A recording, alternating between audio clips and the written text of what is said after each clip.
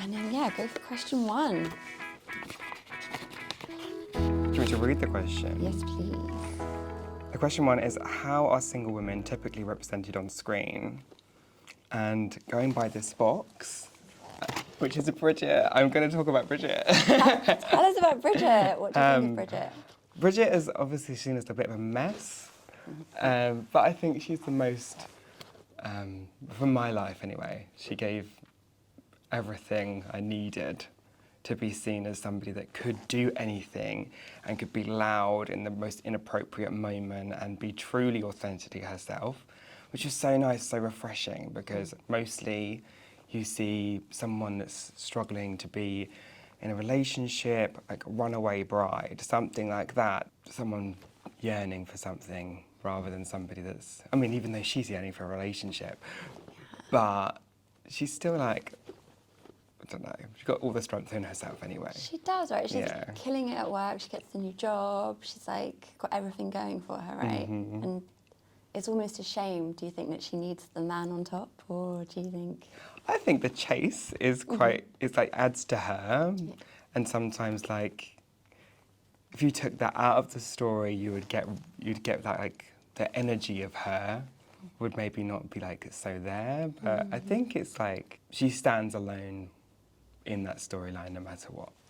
Career, home, marriage, babies, happy ever after. Which of these milestones haven't you reached?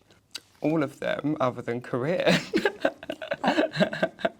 But career, you are owning. Thank you. Yeah, I have basically a multifaceted career, if that's the right word. And yeah, being a makeup artist and now a film writer, it's all I could really want. And that's my children, that's my relationship, that's my home, you know, like keeping myself in like a great mental place is like all I really could want, say. And all those things like add to me and add to my happiness. There are golden aspirations for relationships and babies and home, things like that. And sometimes you see those golden nuggets. Like my friends, some of my friends have got the most beautiful marriages. I'm like, there's small amounts of my friends that have got these beautiful marriages, but for most people, it doesn't really become that, and you yearn for it, and it's something that you keep going along this journey thinking one day that's going to happen to me, rather than focusing on a thing that makes you happy and what makes you whole as a person. At least I can read today. I'm usually like really dyslexic. You're right. Fine. Yeah. What words come to mind when you think of a spinster, other than Bridget Jones on her gravestone? Somebody that's the mad aunt, something like that. There's really not really much representation of unmarried women. How would you feel if someone called you a spinster? Wow.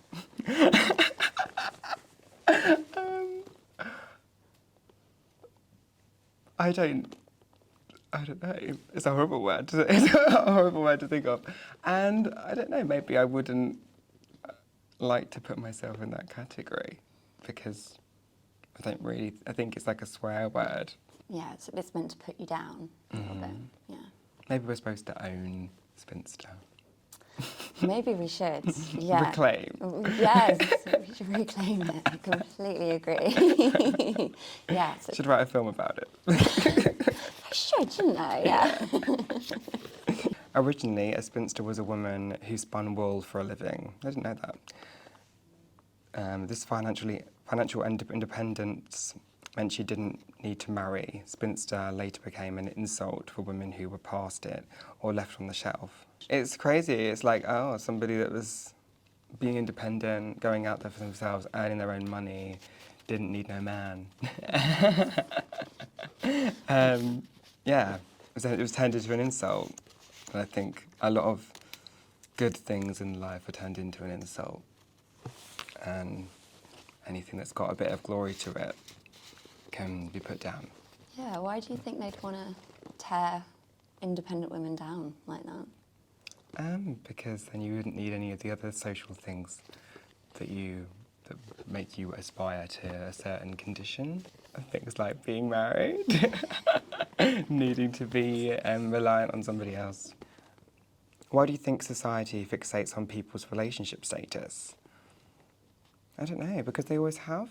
I don't know, it comes from like your nan, like, oh, I wish you'd meet someone. Like, there's always this, you're going to grow up, you're expected to be in a relationship, and people feel quite sorry for you if you're single. And it's probably seen as maybe being lonely or not quite have got that person in your life yet. And sometimes that person isn't immediately in your vision and you don't settle for them. You don't settle for like somebody that's not the person for you, and you'd rather be single than give yourself away to something that isn't right for you. Society needs to not fixate on people that are single. The community that I'm in is like a bit different.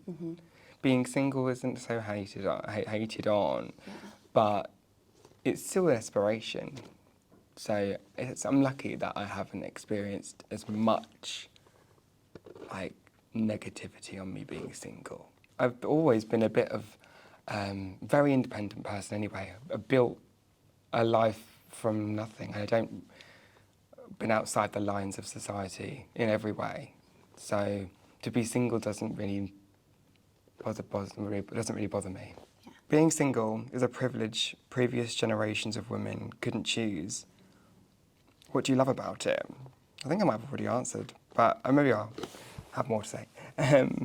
I love being single because I get to wake up every day and choose what I'm doing and have time with myself. I think that's like the golden thing to have, is like being truly alone, and all my creativity comes from that space and I yearn for it.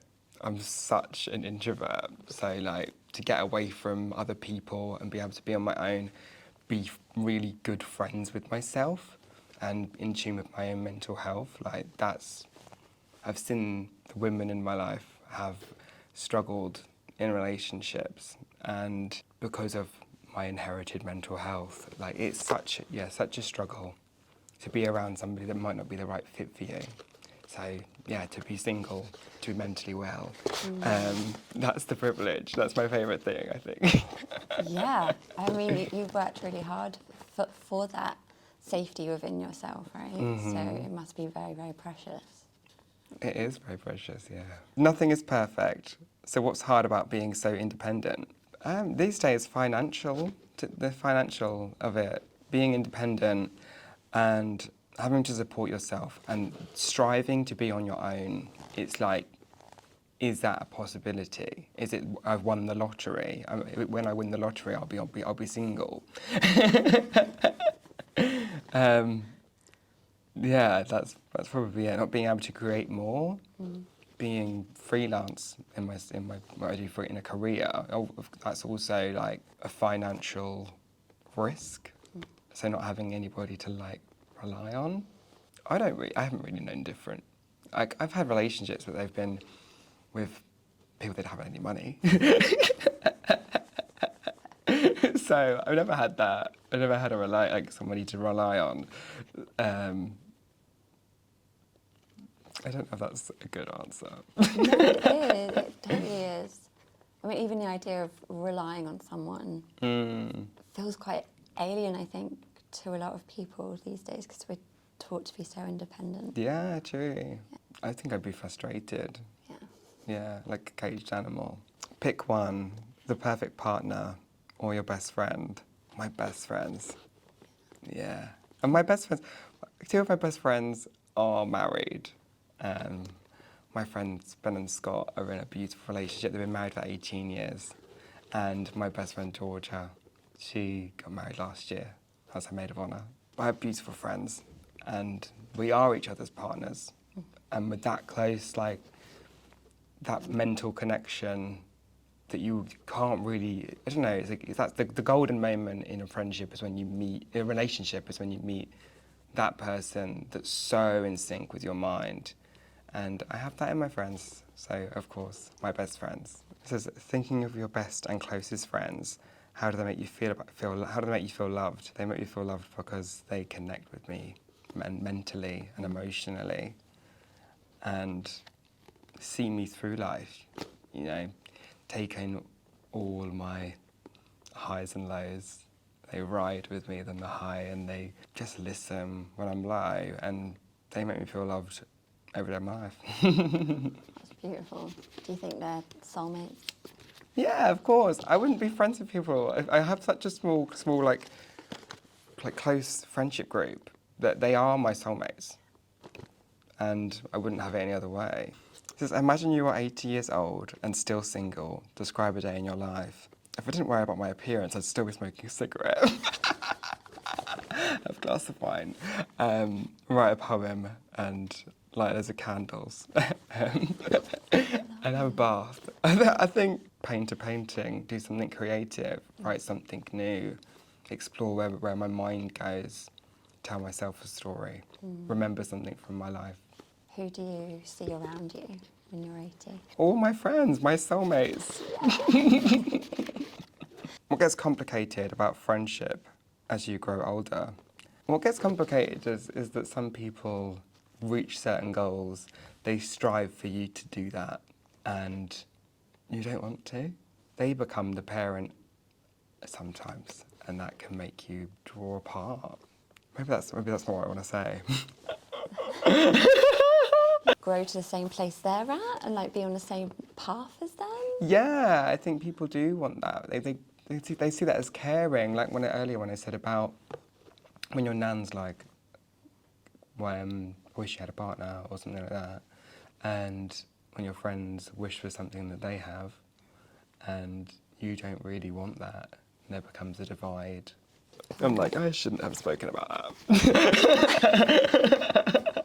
It's all honesty, it's all good. Yeah, true. What would you say to your 18-year-old self to inspire them for the future?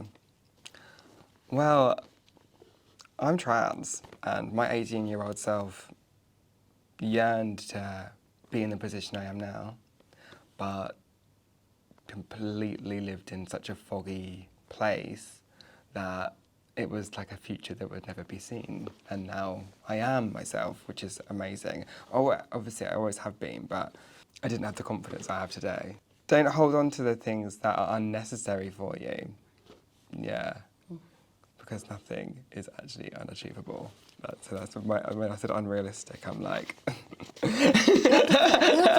The opposite of unrealistic. I'm so pleased this is 13. My birthday is the 13th, and it's my favourite number. Is there anything else you would like people to know about single women? We're really cool. We don't all need to be with somebody or have a home, the career, all those different things to be seen as a strong individual person. Being the kind of woman I am, it's funny to say, for me to even say that. I'm like trans non-binary, but yes, I'm becoming used to the idea of being called a she and being called a woman. And to be defined by that,